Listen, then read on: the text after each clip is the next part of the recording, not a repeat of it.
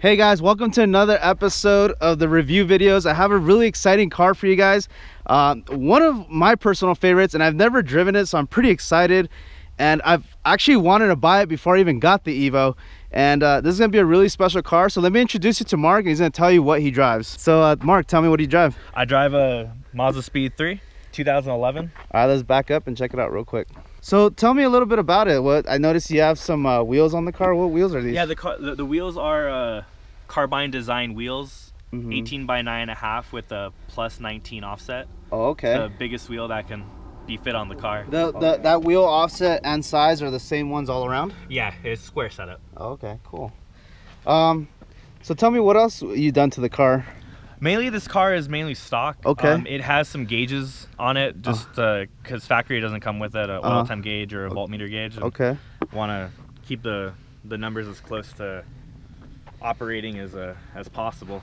Okay. Yeah, I've always been interested in this car. In the past, I've always wanted to drive one. So I actually wanted to buy this car at some point. I always thought it was a good car to get because it was all-wheel drive, it was 4-door, it was turbo, and at the same time I could fit camera equipment. But unfortunately, at the time that I wanted to buy it, this car was not in the dealership anymore, so I would have to buy it like third party, and that never came about. I ended up buying an Evo instead. So tell me, what are the pros and cons of this car? The pros and cons are definitely it's driver friendly. It's roomy. It handles great, even though it's front wheel drive. It doesn't feel like it most of the time. Only when you get high into the rev range. Okay. Where it feels like it's a front wheel drive car and torque steer. Okay. And what are the cons of the car? Cons of the car would definitely be a torque steer. Okay. Once you do get high in the rev range, it pulls. Okay. To the left or right, and sometimes it's unpredictable, but if you're looking towards it, you can catch it and correct it right away. Okay. The engine, it's very finicky when it comes to modifications. So that deterred a lot of people. But I mean, if you get the supporting mods to work on the car and keep the engine safe, it's a great car. So this is an actual functional hood scoop, right? Yeah. The car comes stock with a top mount intercooler. Okay. So it is completely functional. Okay. Like the Evo 10, it has one too, but it doesn't cool the intercooler. On the Evo, it actually cools the manifold and the turbo. But I think that's pretty cool on like Japanese cars that actually is functional, not like some American cars like the Challenger and Chargers and stuff. Yeah, it's all fake. Yeah, it's all fake stuff. Tell me about the interior. Is there anything that you've done to interior? I've just used Plasti Dip on some of the accents on the handles, just to keep it a little bit more uniform. Okay, why? It was like silver or something? Yeah, it was silver, and then it has some red accents on the door handles. Okay. And I didn't really like that look. It felt really off. Right. And to me, I like to have a car. Was this the only part that was silver? Yeah, the door handles is silver. You know what could probably work better than this? If you take it off and wrap it, put it like on black wrap. Yeah, ultimately that's actually what I want to do. I do want to wrap the entire car. Okay. And the accents along with it. And it kind of reminds me of the Evo. Like the interior is not that like fancy. It's just plasticky, but it's all display like where you want it. Yeah, exactly. To me it reminds me of the Supra, where you see everything is in front of you, and it's geared more towards the driver, rather than a little bit more of the passenger side. Are most of the interiors on these like red like this, like this red stuff? Yeah, it's all red. Okay. And that's what why I wanted to make it kind of more uniform. Oh, okay. And it has a lot of room. I mean, daily, everyday stuff that I would use. Yeah, this is what I wanted this car for, because you were showing me earlier that this actually goes down, which is pretty cool. And it becomes like a truck kind of in a way. Yeah, exactly. You can haul anything. That's cool. Guitars, whatever you need to do. And it has dual exhaust. And you told me you did something to the exhaust, right? Yeah, I did a resonator delete to the exhaust. Oh, okay. And it pops a little bit here and there, but high in the rev range. Can we hear it real quick? Yeah.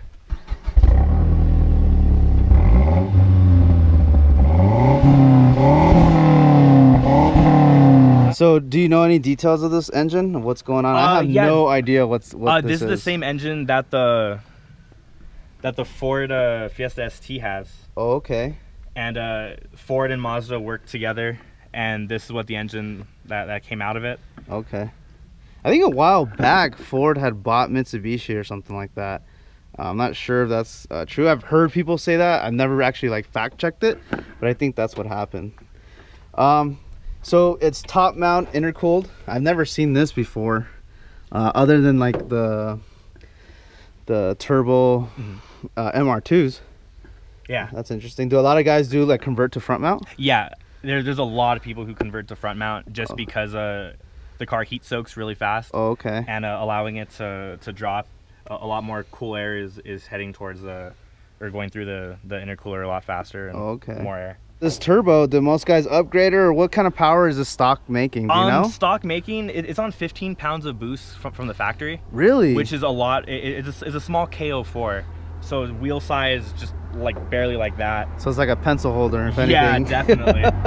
And it makes decent power on the low end. It's low torque friendly, but when you go higher, it kind of dies off a little bit. Okay. But yeah, most people who have the Speed definitely upgrade to BNR. Another thing I was telling him earlier, like if turbo cars love having like easy flowing exhaust, I think this car with like 3-inch exhausts and a test pipe and an intake, you can make some serious power once it gets tuned and stuff. Yeah, definitely. With a tune from a Purple Drink or Freak, it easily can make around 400 or 500. Oh, okay. And then did you say, I don't remember because I'm like concentrating on filming, but did you say how much horsepower this comes from factory? It comes stock with 300 horsepower. Wow, that's a lot. Yeah, it's really fast for this type of car. Okay. And you feel it in the low end. Okay. It really pulls you. Okay. All right then, so that pretty much wraps it up. I know this car is like pretty much stock, but it's interesting. It's gonna be a really interesting car to drive and give you guys the experience of what it feels like to drive and what kind of car it is.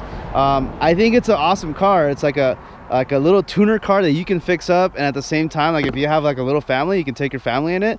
Or if you need to like go to Home Depot and pick up some wood or something, or camera equipment, it fits. So I think it's like a well-rounded car, almost like the Evo, but in its own way, being front wheel drive. So that's going to be really interesting to check out.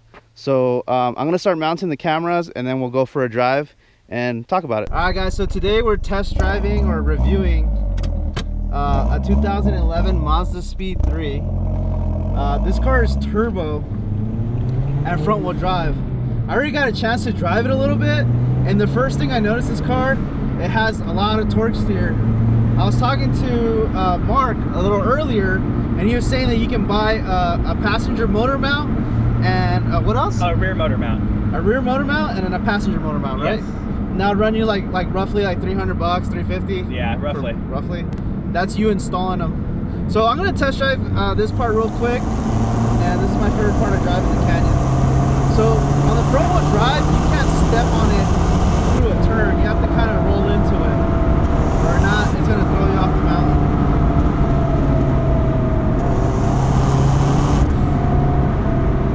I think we're in third gear here. Yeah. The car does pull. Yeah. And for the car being stock, it has a lot of power. I'm not gonna lie.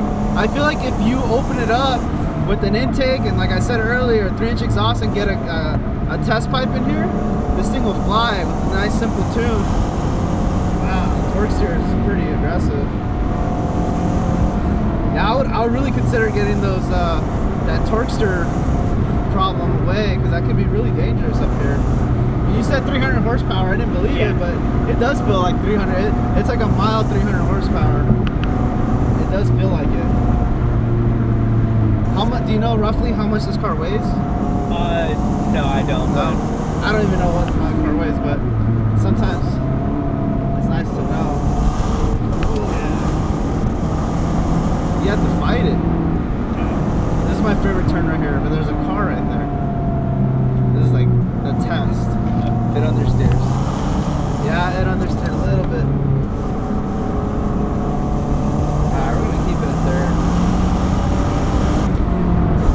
There it goes. Yeah, it pulls. But you feel like the front end kind of just like gliding a little bit. Yeah. That has to do, I bet, a bit with the stock springs. Yeah, Yeah, definitely with the stock springs. Once it has some coils, a coilover kit on it, it'll definitely correct it. Alright, so I'm gonna come to a complete stop. I want to do this straight away here. There's no cars behind us. Alright, so we're gonna do a rolling first gear. Let's see. Trip second.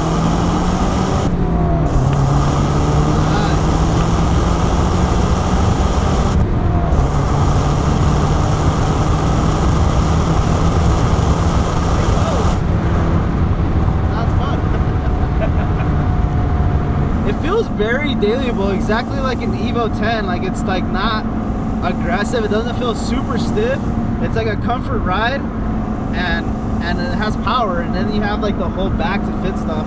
Like, this would be the ideal like camera car, ideal for sure. There's actually like a boost gauge here that shows you the PSI. I just noticed that right now. Yeah, it has like a little turbo and it says PSI.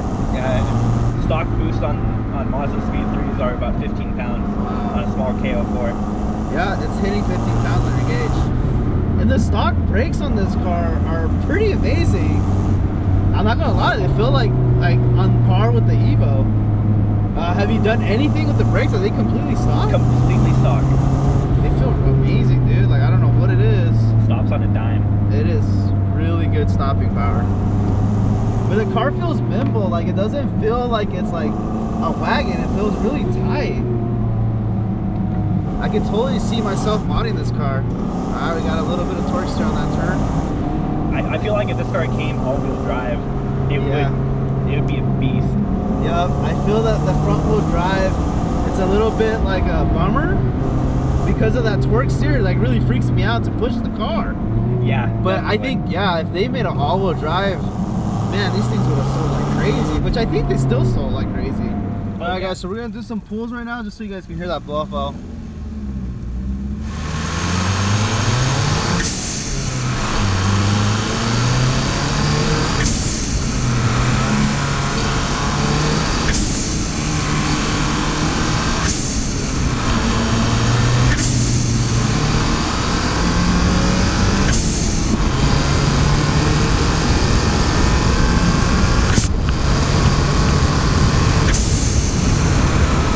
So we finished reviewing the car. That wraps it up. Thank you guys for watching.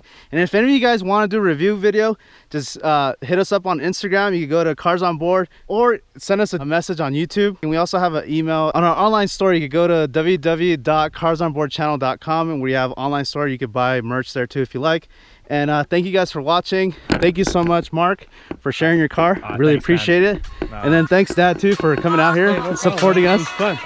It was fun, man. And that's it, guys. So I love you guys. I'll catch you on the next one.